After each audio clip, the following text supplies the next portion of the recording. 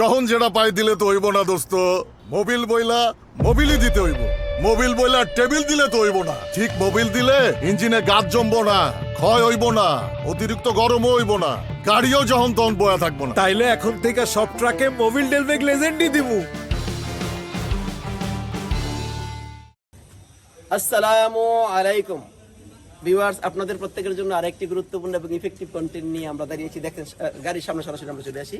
দেখো, সেটা হলো আমরা যখন নতুন গাড়ি কিনি বা পুরান গাড়ি কিনি কিনা, পুরান গাড়ি নতুনের মতো করে আমরা ব্যস্ত আছি না? পুরান গাড়িটা কি করি? নতুন করে ব্যস্ত আছি না, কিন্তু ধরার কোনো ক্ষমতা নাই। যে সমস্ত লোকেরা গাড়ি সম্পর্কে আমরা বুঝি না, আছে না? বুঝি না, কিন্তু শখ করে টাকার অভাব নাই, কিন্তু গাড়ি কিনবো। আমরা একটা গাড়ি কিনতে গেলে পুরাতন গাড়ি, রিকন্ডিশন গাড়ি আমরা কিনতে যাই। কিনলে পরে কোন জিনিসগুলো আমরা দেখবো, কিভাবে বুঝবো যে এই গাড়িটা ভালো বা খারাপ বা কোনো সব মাইর খাইছে কিনা, সেটা জানার জন্য আজকের আমার এই কন্টেন্টটা নিয়ে আমরা দাঁড়িয়েছি। ঠিক আছে, রেডি? দেখো, এখন হলো যদি গাড়ির মাইর খায় অথবা কোথাও কোনো সামনে দিয়ে অ্যাক্সিডেন্ট করে, তাহলে কি হবে? সাসপেনশন সিস্টেমের সমস্যা হবে। কি হবে? সাসপেনশন সিস্টেমের সমস্যা হবে।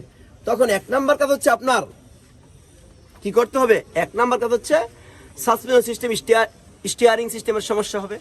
এক নাম্বার কাজ হচ্ছে ইঞ্জিনটা প্রথমে স্টার্ট দিয়ে চালাবেন, চালালে পরে দেখবেন যখন ইয়াটা ছেড়ে দিব আমরা কি করি? আমরা একটু মনে করো যে এখন একটা কাজ করি, আসো সামনে আসো, আমরা স্টিয়ারিং এ দেখাবো। আমরা স্টিয়ারিং এর ভিতরে যদি দেখাই,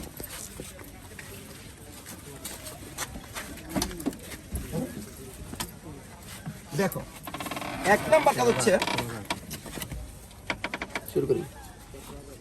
এক নাম্বার কাজ হচ্ছে আমরা ইঞ্জিনটা চালু করব, চালু করার পরে চালাবো, চালানোর পরে যদি স্টিয়ারিং ছেড়ে দেই, স্টিয়ারিং যখন ছেড়ে দিব না, ছেড়ে দিলে তখন বামে বা ডাইনে যায় কিনা দেখবো। গাড়িটা যদি বামে বা ডাইনে চলে যায়, তাহলে বুঝতে হবে যে এটা স্টিয়ারিং সিস্টেমের সমস্যা আছে।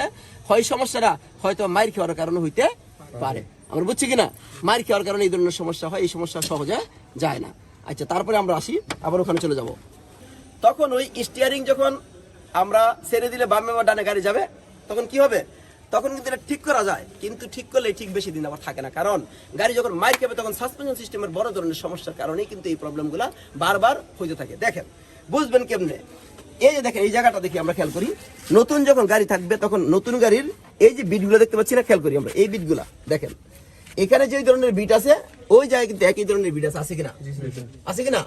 এটা একটা পুরাতন গাড়ি, কিন্তু মাইর খাওয়া গাড়ি না। খেয়াল করেন, দেখেন এই বিটটা এবং ওই বিটটা দেখেন একই রকম থাকবে, এবং এই বিটগুলো এরকম থাকবে।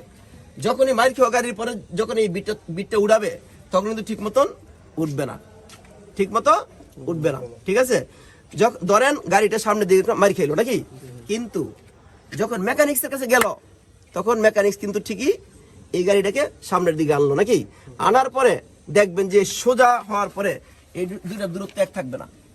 আমরা ট্যাপ দিয়ে কি করবো? মাপমু এখানকার দূরত্ব আর হইলো ওই এখানকার দূরত্ব সমানের কথা না? সমান না। মাঝখানের দূরত্ব একটা দূরত্ব আছে না? যদি এই জায়গার দূরত্ব ওই জায়গার দূরত্ব সমান না হয়, তাহলে বুঝতে হবে কি? আর এই বিটগুলো আছে না, দেখবেন বিটগুলো কাজ করার পরেও এটার মতো ওইটা ফিনিশিং হবে না। কথা বুঝতে পারছি কিনা? এইটা দেখেই কিন্তু আমরা বুঝতে পারবো যে এটা একটা মাইর খাওয়া গাড়ি। কথা বুঝতে পারছি আমরা? তারপরে আরো জিনিস দেখো, এই যে এই জায়গার ভিতরে দেখেন একটা বড় এরকম আছে না, এই যে এক্সেল আছে না, একটা নম্বরটা আছে না, থাকলে পরে কি হবে? এইগুলো একটু বেঁকা হয়ে যায়। আমরা একটু ভালো করে দেখবো যে কোথাও কোনো বেকাতেরা আছে কিনা। এবং আরেকটা জিনিস বলি, এই ইঞ্জিন আছে না, ইঞ্জিনটা দেখবেন সোজা আছে কিনা।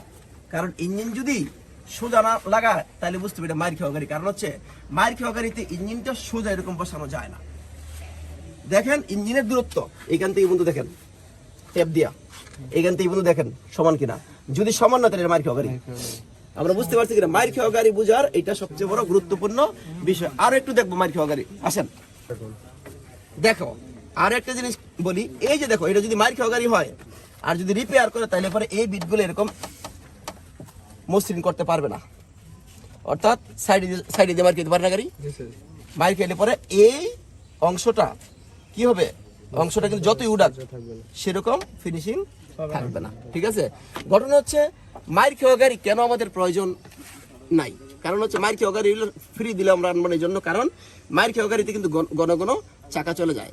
কথা কি বুঝছে কিনা? কারণ সাসপেনশন সিস্টেম ঠিক না থাকলে চাকা চলে যাবে। বারবার যদি চাকা চলে যায় মানুষ তো ফকির হয়ে যাবে।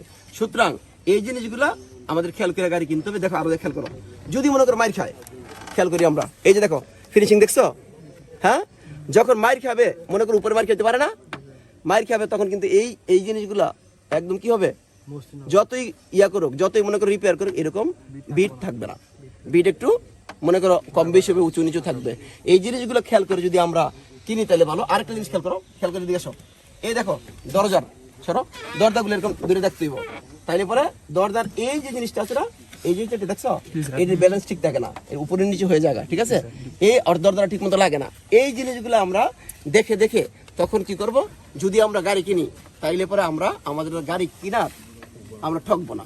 মোটামুটি যদি আমরা দেখি তাহলে সহজেই বুঝতে পারবো যে একটা পুরাতন গাড়ি যদি আমরা কিনি, গাড়িটা মার খাওয়া কিনা।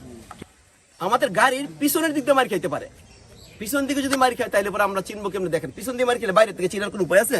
কোনো উপায় নেই। কিন্তু দেখেন খালি এই জিনিসগুলো আমরা খেয়াল করবো, এখানে একটা বিট আছে না, দেখতে পাচ্ছেন এই বিটটা, এই বিটটা খেয়াল করেন, এটা কিন্তু চেঞ্জ করা যায়, ঠিক না? এই বিট পুরো নষ্ট হয়ে গেলে চেঞ্জ করা যাবে, ঠিক না? কিন্তু শুধু এটা দেখে কি আমরা গাড়ি কিনলে হবে? হবে না, কারণ এটা চেঞ্জ করা যাবে। এখানে এর ভিতরে চলে আসেন, দেখো এখানে এই জায়গার ভিতরে অনেকগুলো বিট আছে, এটা কিন্তু গাড়ির অংশটা কি, যখন এদিক দিয়ে মাইর খাবে তখন এদিক দিয়ে চাপড়ে দেবো না, গেলে পরে এই বিটগুলো উঠানোর চেষ্টা করবে। দেখেন খেয়াল করেন, এই বিটগুলা যেরকম আছে এরকম থাকবে না, এবড়ো থেবড়ো অবস্থা থাকবে। এই দেখেন এই যে এই গাঁটগুলো আছে না, দেখবেন এটি সমান থাকবে না, একটার সাথে একটা মিল থাকবে না, ওটা এবড়ো থেবড়ো অবস্থানে থাকবে। এই দেখেন এখানে কিন্তু উঁচু নিচু আছে না, যখন রিপেয়ার করবে তখন এই উঁচু নিচুগুলো থাকবে না, কারণ এগুলো তখন আর ঠিক করে না, মোটামুটি একটু সারাই দেয়। কথা বুঝছি কিনা আমরা? এই জিনিস দেখছো কোনো মতে দিয়ে দেয়, তাহলে এইটা যদি আমরা দেখি তাইলেও বুঝতে পারবো। কথা বুঝতে পারছি না? যদি এই পিছন দিয়ে মারি খায় তাইলে কিন্তু এই গ্যাসের সিলিন্ডারে শব্দ করবে, ঠিক মতন লাগবে না, অর্থাৎ ব্যালেন্স ঠিক থাকবে না। কথা আমরা বুঝছি কিনা? তাহলে এই জন্য আমরা কি করবো, পিছনে দেখবো, আর একটু পিছনের দিকে আরেকটু দেখাই, খেয়াল করো, পিছনের এই অংশ কিন্তু চেঞ্জ করতে পারবেন না। তখন কিন্তু এটা দেখলেও আমরা সহজে বুঝবো যে আসলে এই বিটগুলো ঠিক আছে, অর্থাৎ যেখানে যেখানে বিট আছে এই বিটগুলো আমরা সুন্দরভাবে দেখবো। দেখলে পরে সহজে, এই যে এদিকেও কিন্তু বিট আছে, দেখেন সব জায়গায় আমরা সুন্দরভাবে দেখবো। দেখলে পরে সহজে বুঝবো যে আসলে উপর নিচ বা সাইড সামনে পিছনে কোথাও কোনো মারি খাওয়া আছে কিনা। যদি মারি খাওয়া থাকে সেই ধরনের গাড়ি আমরা ফ্রি দিলেও কিনবো না। ধন্যবাদ সবাইকে।